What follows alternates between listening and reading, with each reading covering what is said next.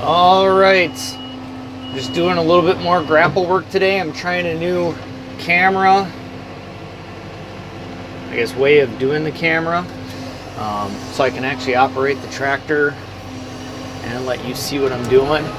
So I'm still cleaning up scrap metal. I may be halfway done. I may be a little optimistic. I'm actually just ripping trees straight out of the ground with the grapple. They are a little weakened because they grew into those steel cages. You'll see some of them when I rip them off have almost like a waffle look to the bottom of the stump, and that's because they actually just grew straight through the cage. When I'm driving, I'll pick up the camera. So nothing impressive as far as weight on this one, but ripping things out of the ground ain't easy.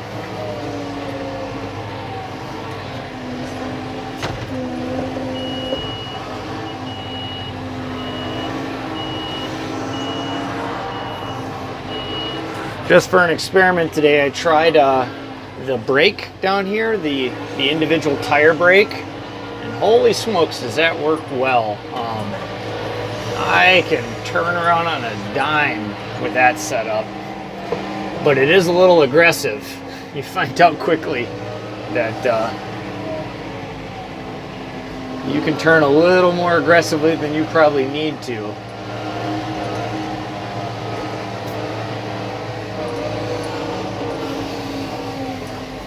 Oh. Got a big piece of concrete there I gotta watch out for. I keep forgetting about it.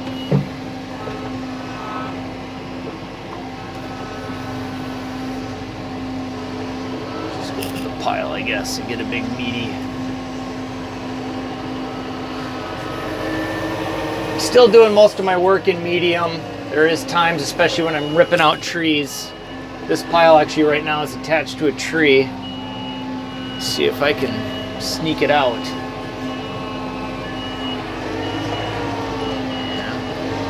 Kind of.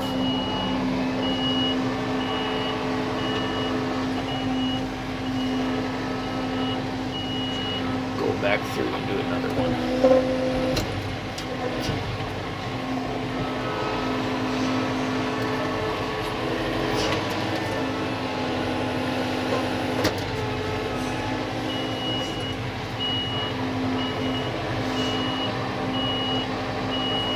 You can see this. It's only a 68-inch grapple, but it does a wicked good job. I have no complaints for the size. In fact, just because of the size of the tractor, probably should have gotten it a little smaller. I think if I could have cut 6 inches off in about 100 pounds, it would have done me a lot of good without losing much. And I guess I didn't realize just how odd-shaped everything it was I was going to be grabbing, so those extra 6 inches really doesn't do much for you.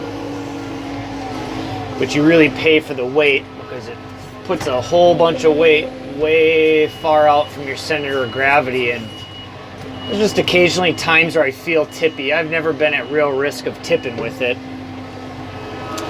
but I think you'd feel a lot more solid. The other thing is I don't have loaded tires in this. I've been watching videos on guys who've put beet juice in, and I haven't found a bad word about it, so I might have to do that myself.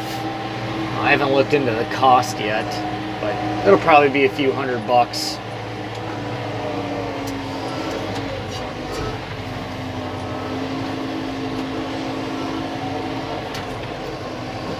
Let's see if I can get a good video of me ripping this tree out. This one shouldn't be too bad. Part of the trick is too, if you can grab it up high,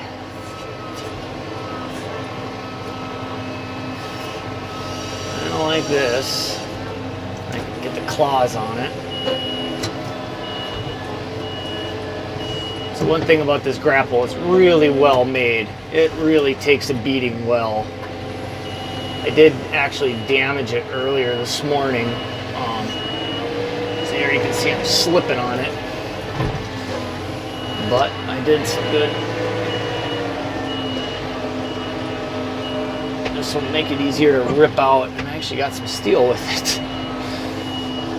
Wasn't trying to get the steel, but I did get it.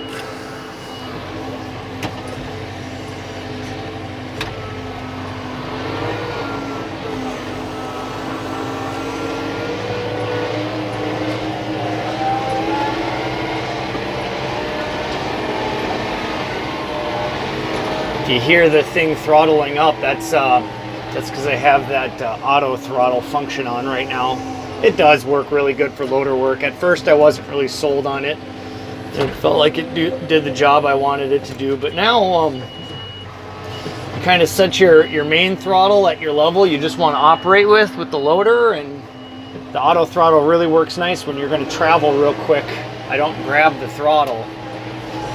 You know, if this was a geared transmission and not a hydrostatic, you could operate the throttle just with a pedal, but I don't know. I'm still not sold on hydrostatic or a geared transmission. I don't know if one would really be better than the other for me. I have driven a geared one a few times, but I am thinking about it. Here we go. Good rip. I've got that tree really bound in there now. She still ain't coming though. Took the top of the tree off, and I got a steel cage. Let's see if I can drop the steel.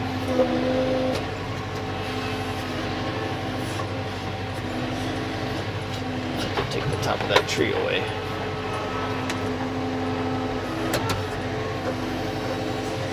Without the cage. Well, looks like the cage is coming with.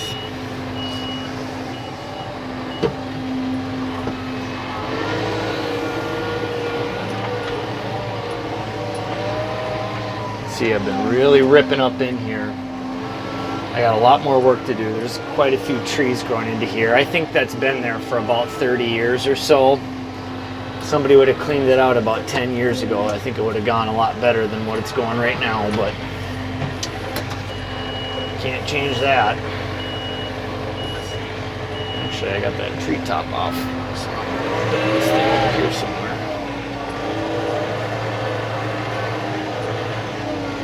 So here's a spot I need to go plant a tree. Got a nice bordered property with pine trees and these hybrid popples. I might, you can see there. I gotta plant some different species in case a bug ever runs through here. I'll lose all my trees. Did a good job though when they planted this.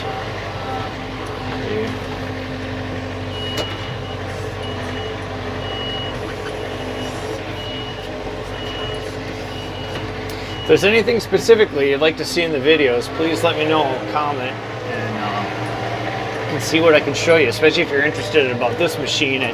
You know, this is the biggest hydrostatic you can find on the market right now that I'm aware of, and so I can let you know. In general, it works really well for its weight size and its power. I do find occasionally the loader is not... I feel like you should be able to get more out of it. I'll try to knuckle up to the trees and use the knuckle function to pop smaller trees out of the ground, and she's a little disappointing as far as power, but I mean, I move almost all these logs and some major sized cottonwood that are about 3 feet in diameter, and she will pick it up and move it, but it's that breakout force. She's not that powerful. Everything else though, if you're just a general user on a small homestead, man, this thing works great. It's just I got this logging function I haven't gotten away from completely, and I probably won't. And that's where I'd like a little bit more power. I think a geared transmission would do me some more good too.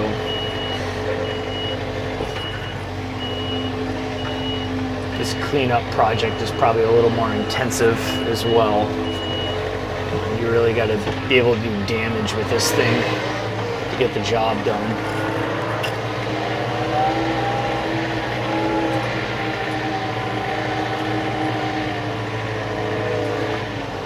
Kind of a funny note on this tractor. The gentleman I bought it from, obviously he must have had a skid steer, and I think there was some wisdom with what he was doing. So my SCV is not hooked up to the handle. The third function is not.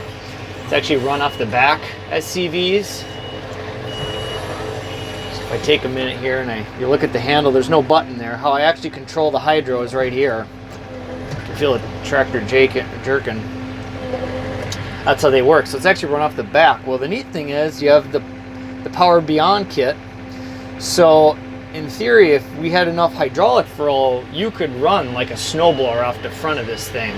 I mean, the loader is certainly powerful enough. I don't know if you'd get enough flow for that system to work, but it's kind of an ingenious little idea, and it's also quite a bit cheaper. Adding that true third function, it's an expensive upgrade. Unfortunately though, I don't have any true skid steer implements, but it does have the flat face couplers, and so whenever I want to go buy, if I do want to go buy some used implements, I can just go buy skid steer stuff, which tends to be a little bit more on the market for that kind of stuff. Look at how this tree grew. I mean, it's kind of crazy. It's just a big knotty mess. And that whole thing is tree. This cage is in it. That's what I'm ripping out right now. Don't get much. I'm trying to work around that big piece of concrete that's sticking out. Wait, I don't have to worry about hitting it anymore.